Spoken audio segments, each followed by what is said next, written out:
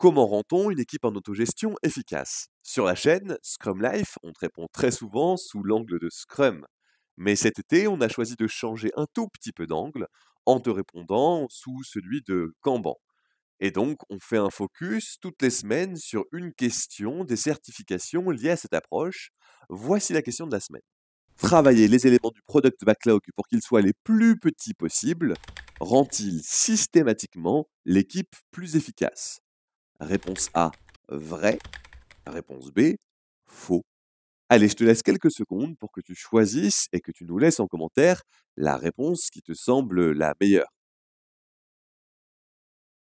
Et voyons maintenant ensemble les effets possibles de travailler sur des éléments les plus petits possibles. Réduire la taille des éléments du product backlog te permettra d'obtenir plus rapidement des feedbacks, ce qui aura entre autres pour effet de te permettre d'ajuster ta manière de travailler plus rapidement, donc t'améliorer plus rapidement, d'avoir des feedbacks utilisateurs aussi plus rapides et plus réguliers, et donc d'avoir un produit qui correspond mieux à leurs besoins. Et puis, donc, au regard de ça, de diminuer le travail à refaire. Nous, ce qu'on aime bien dire, c'est que travailler sur des éléments du backlog les plus petits possibles, au final, ça conduit à une réduction du gaspillage humain. On a donc vraiment très envie de dire que réduire la taille des éléments du backlog, ça rend systématiquement l'équipe efficace.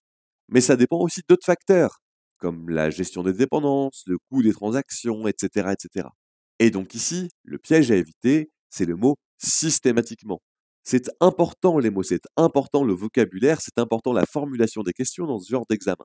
En résumé, découper les éléments du product backlog en éléments les plus petits possibles améliore très souvent l'efficacité globale, mais c'est pas toujours garanti.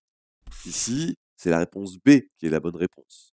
Si tu veux en savoir plus sur comment découper les éléments du product backlog en éléments les plus petits possibles, et surtout comment découper la solution plus que la réponse, je t'invite à voir cette vidéo.